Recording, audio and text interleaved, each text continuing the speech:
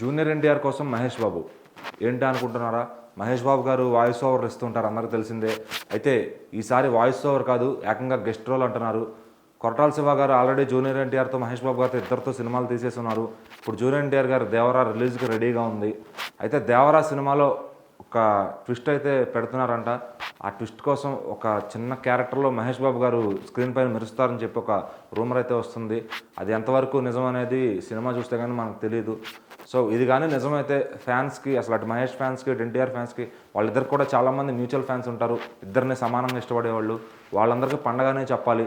ఎందుకంటే మహేష్ బాబు గారు జనరల్గా వాయిస్ ఓవర్ ఇవ్వడానికి చాలా రేర్గా ఇస్తూ ఉంటారు. అప్పుడెప్పుడు పవన్ కళ్యాణ్ గారికి ఇచ్చారు, అలాగే మళ్ళీ ఆచార్యాలు కొరటాల శివ గారి కోసం అని చెప్పి ఇచ్చారు.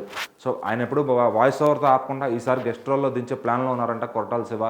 ఇది కానీ నిజమైతే నిజంగా ఫ్యాన్స్ కిక్, అది మామూలుగా రాదు. అది థియేటర్లో షేక్ అయిపోతే అని చెప్పాలి. అటు నేషనల్ వైడ్గా కూడా, పాన్ ఇండియా వైడ్గా కూడా. దేవరా పాన్ ఇండియా రిలీజ్ అవుతున్న సంగతి తెలిసిందే అనమాట. కొరటాల శివ గారు ఆల్రెడీ ఇంతకుముందు భరత్ అని నేను దానికి ఎన్టీఆర్ గారిని పిలిపించడం, సో అక్కడ వాళ్ళిద్దరు గ్యాదర్ అవ్వడం, వాళ్ళిద్దరికి మహేష్ బాబు గారికి ఎన్టీఆర్ గారికి ఇంతకు ముందు నుంచి ఎంతో మంచి పరిచయం ఉంది. వాళ్ళు ఆయన కూడా చెప్తూ ఉంటారు, మేము బాగుంటాము, అభిమానులు మీరు కూడా బాగుండాలని చెప్పి మహేష్ బాబు గారు క్లారిటీ ఇచ్చారు. సో ఇది కానీ ఇక దేవరాలో మరి మహేష్ బాబు గారితో కొరటాల శివ గారు పనిచేశారు, ఆల్రెడీ ఎన్టీఆర్తో కూడా పనిచేసి ఉన్నారు 2 సార్లు కాబట్టి. సో ఆ చనువుతో ఒకవేళ పెట్టుంటారని చెప్పి నిజంగా ఫ్యాన్స్ అందరూ కూడా అనుకుంటున్నారు. ఆ బస్ కానీ నిజమైతే అసలు నిజంగా స్క్రీన్లు తగలబడిపోతే ఇద్దరిని ఒకే ఫ్రేమ్లో కానీ చూసామంటే అట్లీస్ట్ సినిమాలో ఉన్నా చాలు.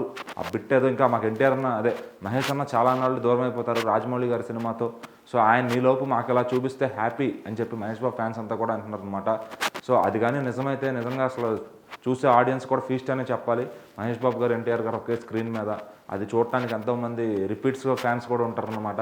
సో కొరటాల గారు నిజంగా అది కానీ చేస్తుంటే ఈ సినిమాని ఆపడం ఎవరి తరం కాదు బాక్స్ ఆఫీస్ దగ్గర అని చెప్పి ఫ్యాన్స్ అంతా సవాళ్ళు విసురుతున్నారు.